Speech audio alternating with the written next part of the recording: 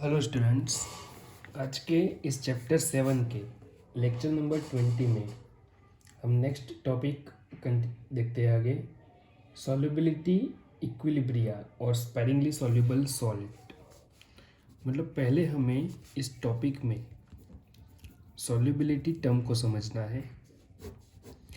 अब कोई भी सब्सटेंस को सॉल्युबल या फिर इनसॉल्युबल कैसे आइडेंटिफाई किया जाता है, तो उसके लिए हम दो टर्म यूज़ करते हैं। First is lattice enthalpy and second term है सॉल्वेशन एंथैल्पी।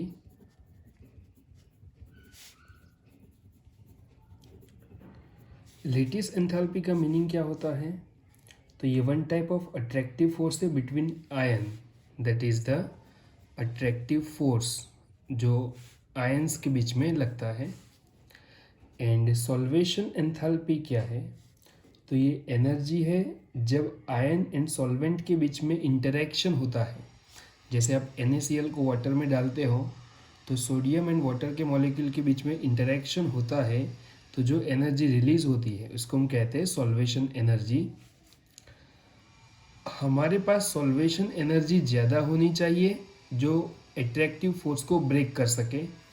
तो जब भी सॉल्वेशन एनर्जी की वैल्यू ग्रेटर होती है तो वो लेटाइस एंथैल्पी को ओवरकम करती है, यानी कि इस अट्रैक्टिव फोर्स को ब्रेक करती है, तो वो सब्सटेंस उसके अंदर डिसॉल्व हो जाता है। क्लियर है? तो सॉल्वेशन एंथैल्पी की डेफिनेशन में क्या लिख सकते हैं हम? That is the energy released during interaction between ions and solvent. यहाँ से इतनी एनर्जी रिलीज होनी चाहिए जो आयन के बीच में बने अट्रैक्टिव फोर्स को ब्रेक कर सके। तो ये आयन स्प्लिट होकर कैटायन या फिर एनायन जो भी बनते हैं वो मॉलिक्यूल में से स्प्लिट होकर वो सब्सटेंस को उसके अंदर डिसॉल्व कर देंगे। So solvation enthalpy must be greater than lattice enthalpy. हमने डिफरेंट सब्सटेंस की डिफरेंट सॉल्युबिलिटी के अकॉर्डिंग 3 कैटेगरी में डिवाइड कर दिया है। अकॉर्डिंग टू देयर सॉल्युबिलिटी हमने सब्सटेंसेस को 3 कैटेगरी में डिवाइड कर दिया है। सबसे पहली कैटेगरी आती है सॉल्युबल सॉल्ट की।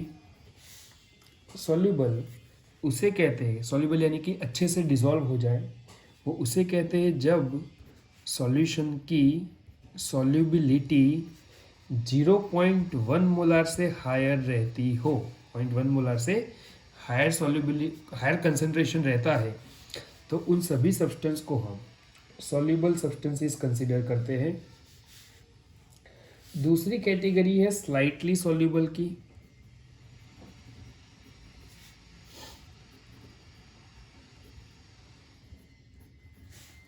जब कंसंट्रेशन 0.01 मोलार से 0.1 मोलार के बीच में होता है, जब सॉल्युबिलिटी 0.01 मोलार से 0.1 मोलार के बीच में रहती है, तो उस सभी सब्सटेंस को हम स्लाइटली सॉल्युबल सब्सटेंस कंसीडर करते हैं। And the third category is sparingly soluble salt. Sparingly soluble salt हम उसे कहते हैं जिनकी सॉल्युबिलिटी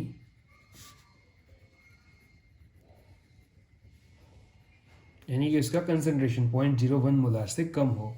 तो हमने इस 3 कैटेगरी में कैटेगराइज्ड कर दिया है अकॉर्डिंग टू देयर सॉल्युबिलिटी। अभी हम स्टडी करने वाले हैं इसके इक्विलिब्रियम कांस्टेंट के। जो भी स्पैरिंगली सॉल्युबल सॉल्ट होते हैं उनके इक्विलिब्रियम कांस्टेंट का स्टडी करने वाले हैं, जिसको हम कहते हैं सॉल्युबिलिटी प्रोडक्ट।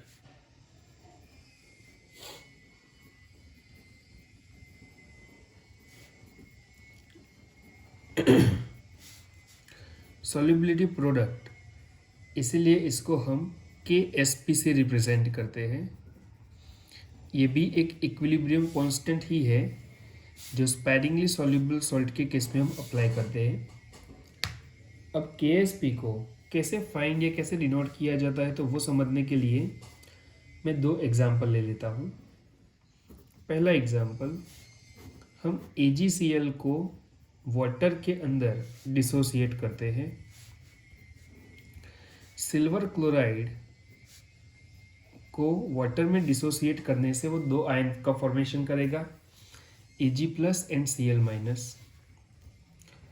अब ये स्पैरिंगली सॉल्युबल सॉल्ट है, यानी कि थोड़ा बहुत डिसॉल्व होगा। AgCl होता है सॉलिड फॉर्म में, उसमें से जो आयन बनेंगे वो होते हैं Ag+ and Cl- aqueous form में। अगर हम इसका इक्विलिब्रियम कांस्टेंट लिखें तो वो कैसे मेंशन किया जाएगा, concentration of Ag+ into concentration of Cl- upon concentration of AgCl। But AgCl यहाँ पर सॉलिड फॉर्म में है तो उसका तो कंसंट्रेशन कांस्टेंट रहेगा, तो हम इस कांस्टेंट टर्म को इस साइड ले लेते हैं। So next step, K into concentration of AgCl। अब यहाँ पर Ag+ एंड Cl- इन दोनों की सॉल्युबिलिटी में S जितना सपोज कर लेता हूँ। जब भी सॉल्युबिलिटी आए तब जैसे हम आगे कंसंट्रेशन के लिए C सिंबल यूज़ करते थे, यहाँ पर हम S सिंबल यूज़ करेंगे फॉर सॉल्युबिलिटी। तो Ag+ का कंसंट्रेशन S जितना है, Cl- का भी सेम S जितना है। K इंटू AgCl, इसकी प्लेस पर हम पुटअप कर देते हैं KSP। SP means solubility product, S into S, तो ये हो गया S²। तो ये रिलेशन हुआ बिटवीन इक्विलिब्रियम कांस्टेंट या फिर जिसको कहते हैं सॉल्युबिलिटी प्रोडक्ट एंड उसकी सॉल्युबिलिटी के बीच में। दोनों में से कोई एक टर्म अगर आपको क्वेश्चन में है दी हुई है तो सेकंड फाइंड कर सकते हो। ठीक है, चलो और एक एग्जांपल लेकर समझा देता हूँ ये रिलेशन कैसे फाइंड किया जाता है। इसके लिए मैं एग्जांपल ले लेता हूँ जिरकोनियम फॉस्फेट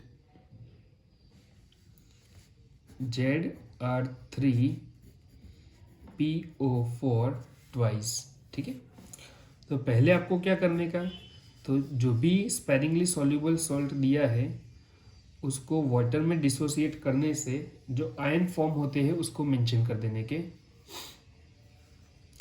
तो इसमें से कौन से आयन बनेंगे, Zr जिरकोनियम, इसका चार्ज रहेगा +2। ठीक है, ये इसका चार्ज होता है। एंड जिरकोनियम आयन है कितने number of atoms, 3, plus PO4, इसका चार्ज क्या बनेगा, -3, that is phosphate. And PO4 है कितने, 2, तो उसके आगे हम मेंशन कर देंगे। अब इसमें ये जो दोनों आयन बने वो रहेंगे हमारे एक्वियस फॉर्म में, तो उनकी सॉल्युबिलिटी को हम S जितना सपोज कर लेते हैं। जिरकोनियम के आगे 3 मोल है, इसका मीनिंग क्या हुआ, जब जिरकोनियम 3S जितना सॉल्युबल हुआ होगा तब फॉस्फेट 2S जितना सॉल्युबल होगा। आगे अब देखो, हम इसके इक्विलिब्रियम कांस्टेंट को लिखते हैं, डायरेक्ट में KSP लिखता हूँ, यानी कि इसको हमने कांस्टेंट कंसिडरेशन में ले लिया। तो क्या क्या होगा मेंशन,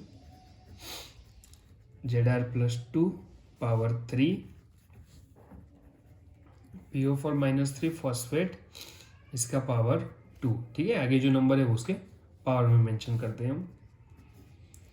सो जिरकोनियम का कंसंट्रेशन आपने कितना सपोज किया है, 3S, इसका क्यूब, यहाँ पर होगा 2S, इसका स्क्वायर। सो 3 का क्यूब यानी कि 27S³ इंटू 2 का स्क्वायर यानी 4S²।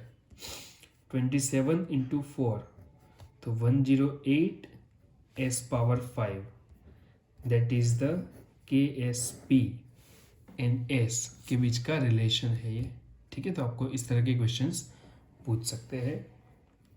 यहाँ पर जैसे मैंने 2 एग्जाम्पल लिए, ऐसे डिफरेंट टाइप के एग्जाम्पल लोगे तो आपको KSP एंड S के बीच में डिफरेंट रिलेशन मिलेंगे। एंड क्वेश्चन में 2 में से कोई एक वैल्यू गिवन होगी, जैसे सॉल्युबिलिटी गिवन है तो उसके ऊपर से आप एक उसका सॉल्युबिलिटी प्रोडक्ट KSP निकाल सकते हो। क्लियर है? पहले तो कैलकुलेशन कैसे किया जाएगा। अब इसके अंदर एक थियोरेटिकल टॉपिक है कॉमन आयन इफेक्ट, वो समझते हैं।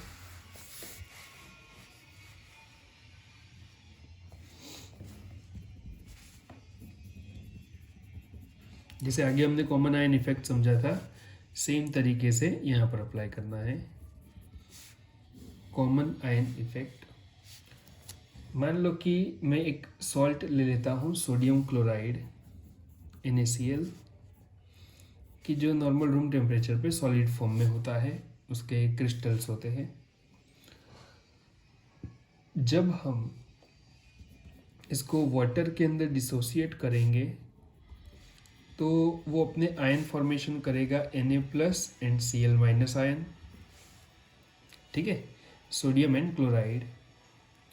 नाउ आफ्टर सम टाइम इसके अंदर इक्विलिब्रियम एस्टैब्लिश हो जाएगा। एंड इस इक्विलिब्रियम की सिचुएशन में जब हम इसके अंदर कोई कॉमन आयन ऐड करते हैं, मान लो कि हम इसके अंदर Cl- वाला कोई कंटेंट यानी कि HCl ऐड कर देते हैं, by the addition of HCl at equilibrium, क्या होगा इसके अंदर आप बता सकते हो? अगर मैं इसके अंदर HCl ऐड करूं तो होगा क्या? तो HCl वाटर के साथ मिक्स होते ही H3O+ एंड Cl- बनाएगा। अब Cl- देखो, इन दोनों में कॉमन हो गया। अब कॉमन हो गया यानी कि इस रिएक्शन को प्रोडक्ट मिल गया। एंड अकॉर्डिंग टू द ले शैटेलियर्स प्रिंसिपल, किसी भी इक्विलिब्रियम कंडीशन के रिएक्शन को अगर प्रोडक्ट मिल जाता है तो वो रिएक्शन किसकी ओर मूव करना स्टार्ट कर देती है? रिएक्टेंट की ओर। सो प्रोडक्ट से रिएक्टेंट की ओर ये मूवमेंट स्टार्ट हो जाएगी। Clear? Shifts equilibrium in the backward direction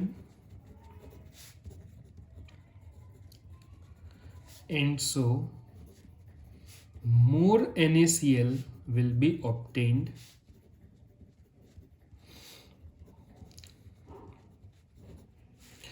नए आए Cl-, नए कहाँ से आए? तो HCl को जब आपने इसके अंदर ऐड किया जिससे Cl- कॉमन हुआ तो कॉमन आयन इफेक्ट जनरेट होगी।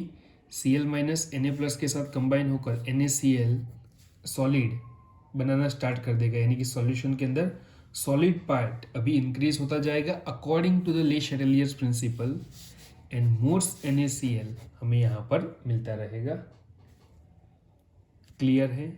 So this is a common ion effect in sparingly soluble salt.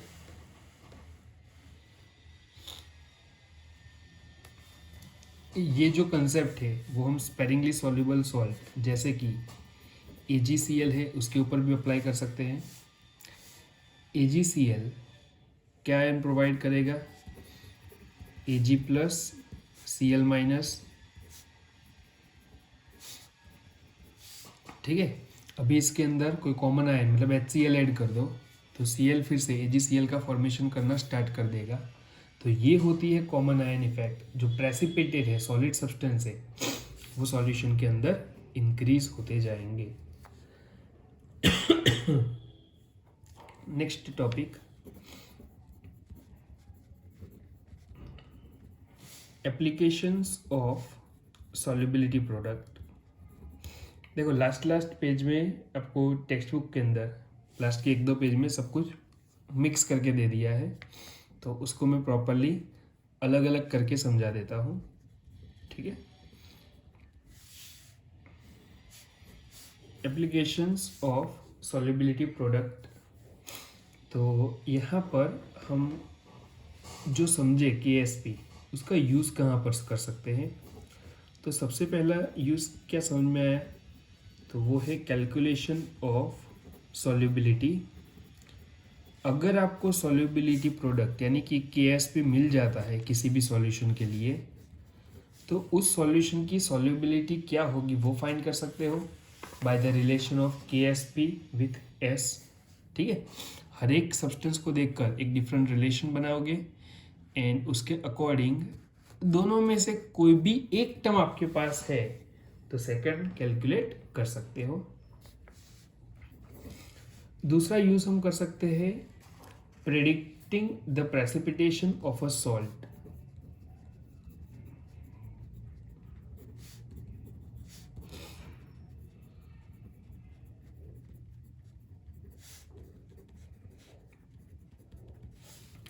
किसी भी सॉल्यूशन में प्रेसिपिटेट बनेंगे या नहीं बनेंगे वो हम कैलकुलेट कर सकते हैं, जिसके लिए हम एक टेम्पररी कांस्टेंट QSP का यूज़ करेंगे। जैसे आगे केमिकल इक्विलिब्रियम में देखा था KP एंड QP, बस वैसे ही यहाँ पर QSP एंड KSP के बीच में कंपैरिजन करके हम फाइंड कर सकते हैं कि प्रेसिपिटेशन होगा या नहीं होगा। अगर KSP की कंपेयर में QSP की वैल्यू हायर हुई, Q क्या होता है? एक टेम्पररी इक्विलिब्रियम कांस्टेंट। तो अगर उसकी वैल्यू हायर हुई तो इसका मीनिंग होता है कि सॉल्यूशन में प्रेसिपिटेशन होगा। प्रेसिपिटेशन यानी कि आपका जो सॉलिड पार्ट का सब्सटेंस है सॉलिड वाला वो इंक्रीज होता जाएगा, प्रेसिपिटेशन अकर्स। अगर इक्विलिब्रियम कांस्टेंट KSP हायर हुआ कंपेयर्ड टू QSP तो इसका मीनिंग ये हुआ कि नो प्रेसिपिटेशन।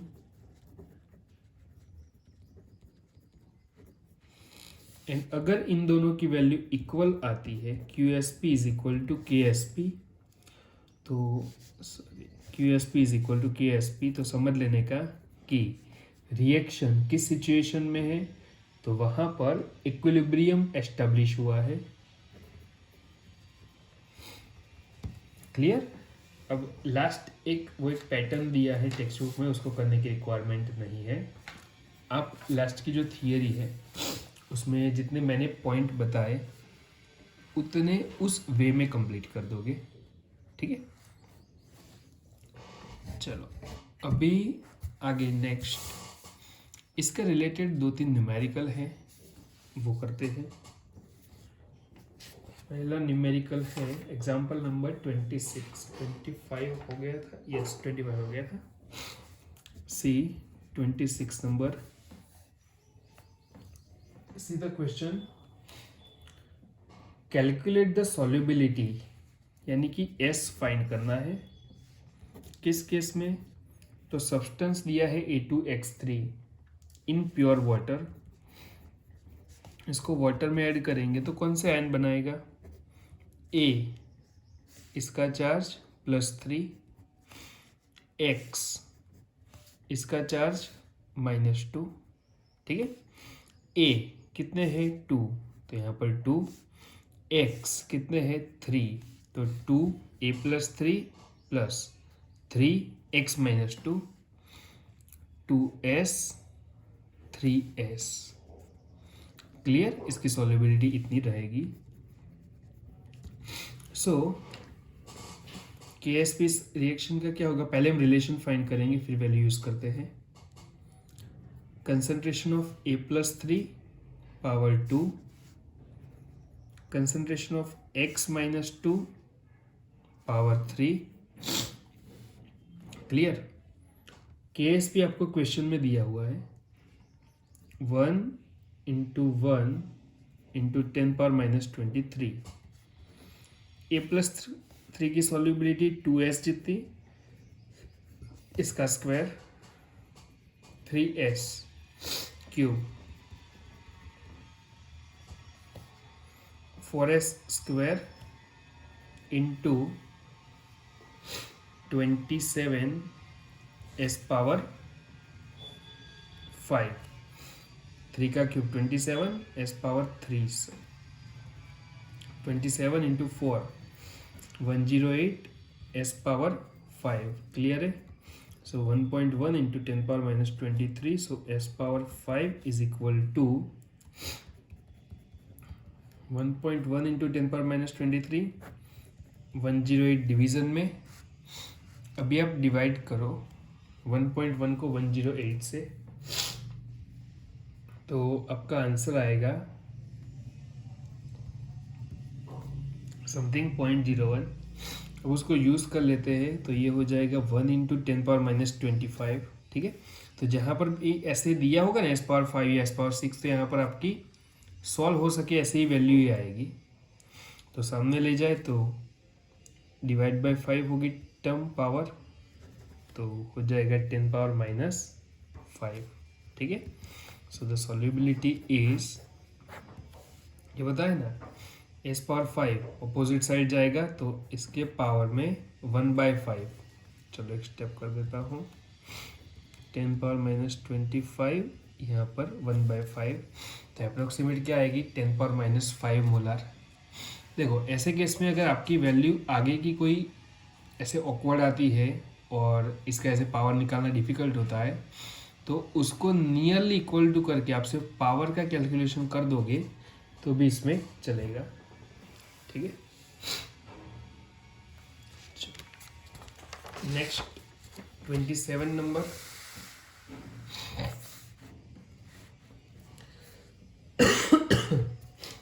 देखो 27 नंबर में होमवर्क में दे रहा हूँ, एक बार समझ लो। NaOH ट्वाइस एंड AgCN दो स्पेरिंगली सॉल्युबल सॉल्ट के KSP दिए हुए हैं, किसकी सॉल्युबिलिटी ज़्यादा रहेगी वो पूछा है। तो पहले KSP एंड S के बीच के रिलेशन बना देने का, फिर सॉल्युबिलिटी S फाइंड कर लो, जिसकी ज़्यादा आए बड़ी वैल्यू हो वो ज़्यादा सॉल्युबल। कौन सा ज़्यादा सॉल्युबल होगा, तो जिसकी वैल्यू हायर होगी उसकी सॉल्युबिलिटी ज़्यादा, एंड जिसकी वैल्यू कम आए वो कम सॉल्युबल, ठीक है।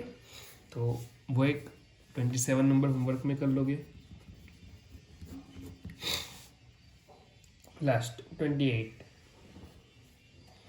Calculate the solubility of NaOH twice in 0.1 molar NaOH, ionic product of NaOH twice into 2 into 10 power minus 15। NaOH twice ये अपने अंदर से आयन फॉर्म करेंगे Na+2 + 2OH माइनस। जब Na+2 की सॉल्युबिलिटी S जितनी है तो उसके कंपेयर में OH माइनस की कितनी हो जाएगी, 2S जितनी। अब देखो इसके अंदर और एक NaOH भी ऐड किया हुआ है, तो वहाँ से उसको Na+ एंड OH- मिल जाएंगे। अब NaOH जो है वो स्ट्रॉन्ग बेस है, जिसका कंसंट्रेशन 0.1 मोलार गिवन है। तो आफ्टर सम टाइम जब वो डिसोसिएट हो जाएगा तब Na+ एंड OH- जो प्रोडक्ट बनी उसके कंसंट्रेशन भी 0.1 हो जाएंगे। तो अब OH- का कंसंट्रेशन अभी 2S जितना था और यहाँ से 0.1 मिलेगा, तो सॉल्यूशन पूरा मिलकर कितना हो जाएगा, 2S + 0.1 जितना। क्लियर है। निकल एज इट इज़ रहेगा, सिर्फ OH- कॉमन हो रहा है, तो ये 0.1 इसके अंदर ऐड हो जाएगा। नाउ हम KSP फाइंड करते हैं for this equation. Concentration of Na+2 into concentration of OH- power 2। Na+2 का कंसंट्रेशन है S जितना, OH- का 2S + 0.1। अब यहाँ पर KSP आप देखो क्वेश्चन में बहुत ही छोटी वैल्यू दी है, KSP इज 2 × 10 - 15, ठीक है, फॉर NaOH ट्वाइस। तो इसका मीनिंग क्या हुआ कि ये रिएक्शन फॉरवर्ड डायरेक्शन में बहुत ही कम बढ़ा होगा, गया ही नहीं होगा। तो इस 0.1 की कंपेयर में इस 2S को हम नेगलेक्ट कर सकते हैं। सो KSP इज स्मॉल, इस तरह के ऑपरेशन हम पहले करते आए हैं। KSP बहुत छोटा है, इसलिए हम क्या कर सकते हैं, 2s plus 1 plus 0.1 is nearly equal to, हम 0.1 ले लेंगे क्योंकि 2s की वैल्यू बहुत कम होगी ताकि हमारा कैलकुलेशन इजी हो जाए। तो s इंटू 0.1 का स्क्वायर, KSP है 2 इंटू 10⁻⁻15, ठीक है। इसको कैलकुलेट करो, आपको सॉल्युबिलिटी मिल जाएगी 2 इंटू 10⁻13 मोलार।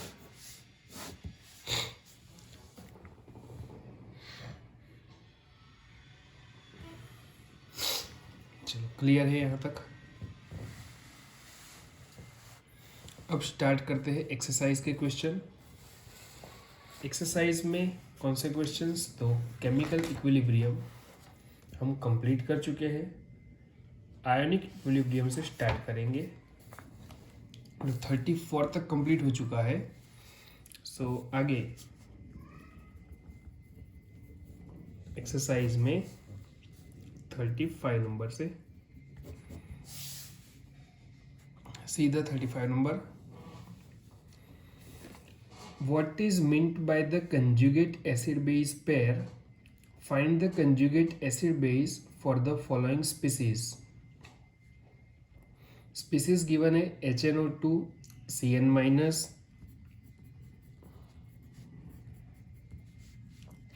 HClO4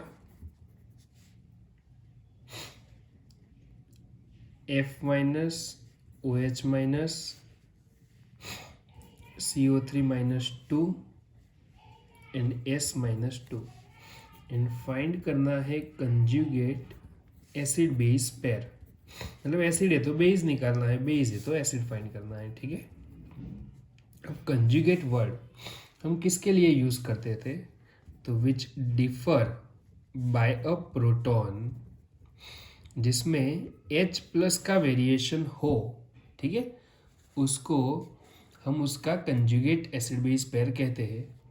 तो HNO2 दैट इज एसिड, तो उसकी बेस निकालेंगे, उसका बेस, तो बेस क्या होगा, तो H प्लस रिमूव कर दो तो ये बना देगा NO2 माइनस। पहला ध्यान से समझ लो, बाकी सारे क्लियर हो जाएंगे। HNO2 अपने अंदर से H प्लस रिलीज कर सकता है, तो ये एसिड है, वो H प्लस निकाल देगा तो NO2 माइनस बनेगा विच इज बेस, तो it is acid base pair. अब CN माइनस को सोचो, ये क्या कर सकता है, अपने अंदर H प्लस को ऐड कर सकता है, सो CN minus is a base, तो उसका एसिड क्या मिलेगा, HCN that is conjugate acid of CN minus. चलो आगे, HClO4 में क्या होगा, H प्लस रिमूव होकर ClO4 माइनस, F माइनस में H प्लस का एडिशन होकर HF, OH माइनस में H प्लस ऐड होकर H2O वाटर बनेगा, CO3 माइनस 2 में H प्लस ऐड होकर HCO3 minus, and HS minus में S माइनस 2 में H प्लस ऐड होकर HS माइनस का फॉर्मेशन होगा, ठीक है। So this are the conjugate acid base और बेस एसिड पेयर, ठीक है।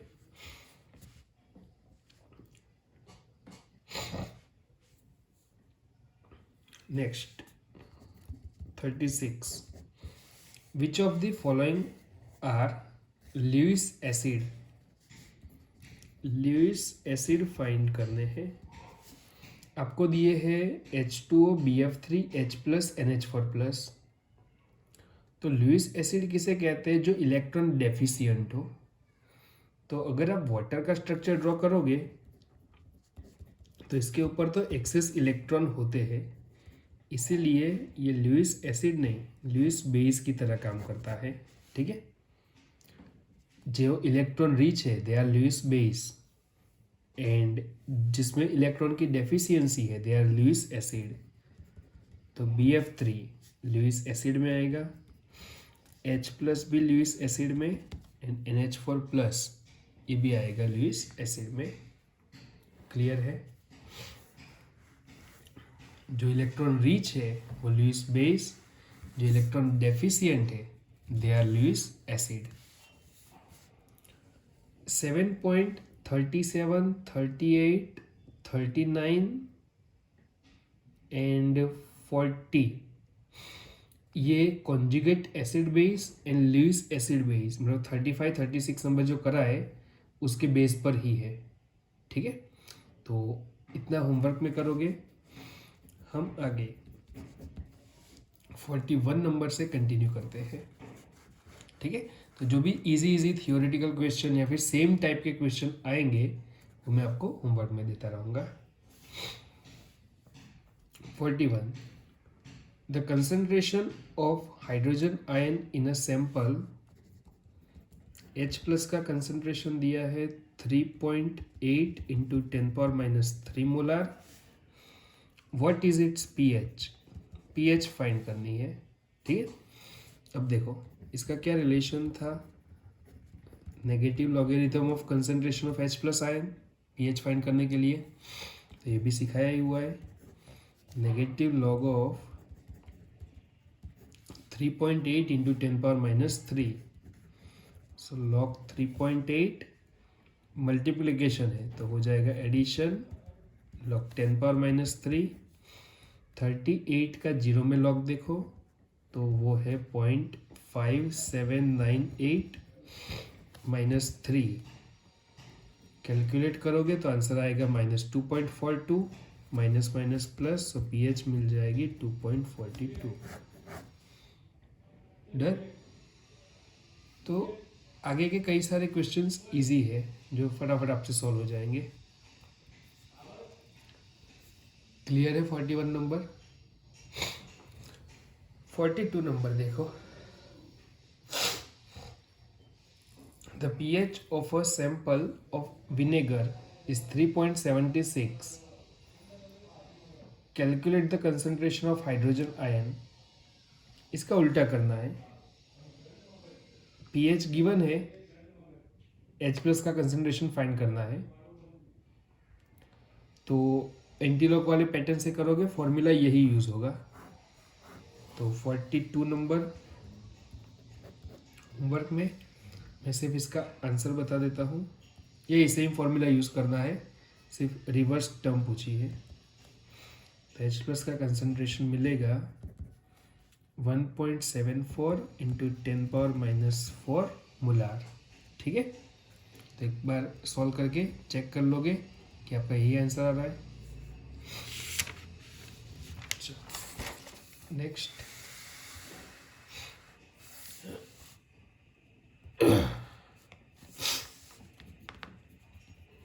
7.43, the ionization constant of HF,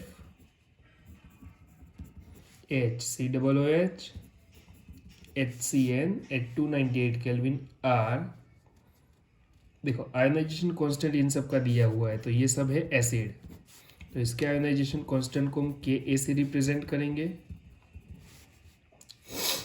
HF का गिवन है 6.8 इंटू 10⁻⁴, HCOOH का गिवन है 1.8 इंटू 10⁻⁴, एंड HCN का गिवन है 4.8 into 10⁻⁹। Calculate the ionization constant of the corresponding conjugate base. Kb find करना है। ठीक है, तीनों के लिए, मतलब ये तीन सब क्वेश्चन है 43 में, ये तीन सब क्वेश्चन है। अब याद करो, Ka गिवन हो, Kb फाइंड करना हो तो क्या रिलेशन हम यूज करते थे, तो वो है Ka into Kb is equal to Kw। अगर हम फर्स्ट सॉल्व करें तो Ka है 6.8 इंटू 10⁻⁴, Kb फाइंड करने को कहा है, एंड Kw 10⁻⁴। तो Kb इज इक्वल टू क्या होगा, 10⁻⁴ डिवाइड बाय 6.8 इंटू 10⁻⁴, तो -14 + 4, तो ये हो जाएगा 10⁻⁻, एंड 1 डिवाइड बाय 6.8, ये मेरा आ रहा है 0.15, सो ये हो गया 1.5 इंटू 10⁻11। फर्स्ट का के बी ये मिलेगा, सेकेंड थर्ड सेम तरीके से। तो मैं डिवाइड करूँ 1/1.8 तो आंसर आएगा 5.6 इंटू 10⁻11 एंड थर्ड का आएगा 2.1 इंटू 10⁻6। ठीक है, फर्स्ट करवा दिया, सेकंड थर्ड में सेम प्रोसीजर करनी है, कोई चेंज नहीं, सिर्फ वैल्यू चेंज हो रही है। तो ये दोनों होमवर्क चेक करने के लिए ये दोनों आंसर। ठीक है,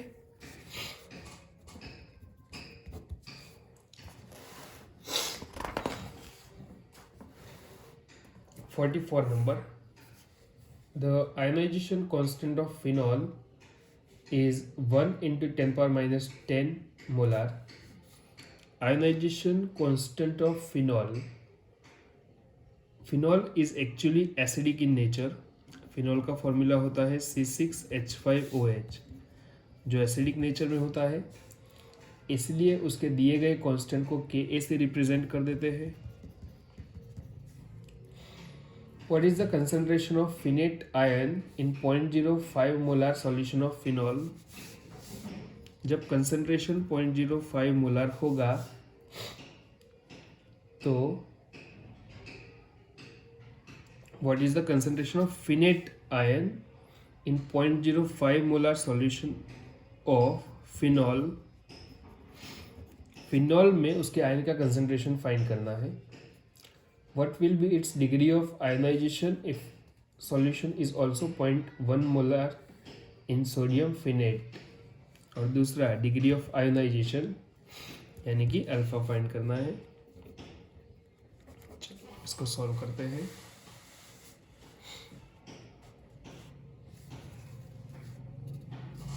देखो, सबसे पहले हम रिएक्शन लिखते हैं C6H5OH, फिनॉल वाटर के साथ रिएक्शन करके फिनॉक्साइड आयन एंड H3O+ का फॉर्मेशन करेगा। इक्विलिब्रियम पर इसके बनने वाले कंसंट्रेशन को एट इक्विलिब्रियम में x जितना सपोज कर लेता हूँ। इनिशियल कंसंट्रेशन मुझे गिवन है 0.05, तो इक्विलिब्रियम पर कितना होगा? तो अगर प्रोडक्ट x जितने बनते हैं तो ये रहेगा 0.05, बट Ka की वैल्यू बहुत छोटी है 10⁻10, सो नियरली इक्वल टू 0.05 ही होगा। चलो इक्विलिब्रियम कांस्टेंट पुट अप करो।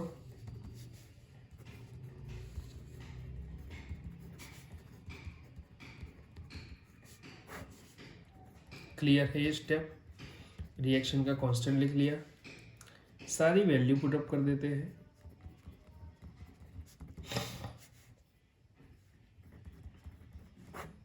x इंटू एक्स जो हमने प्रोडक्ट की कंसंट्रेशन सपोज किए थे, एंड इसका है 0.05, एक्स स्क्वायर होगा, ये मल्टीप्लिकेशन में जाएगा। आगे कैलकुलेट करो एंड बताओ x क्या आता है, चेक करो। आपका x जो आएगा वो होगा आपका H3O+ आयन का कंसंट्रेशन। ठीक है, तो that is 2.2 into 10⁻6 molar. Clear? अब देखो, दूसरा हमें डिग्री ऑफ आयोनाइजेशन फाइंड करना है। Degree of ionization of phenol in presence of 0.01 molar sodium phenate।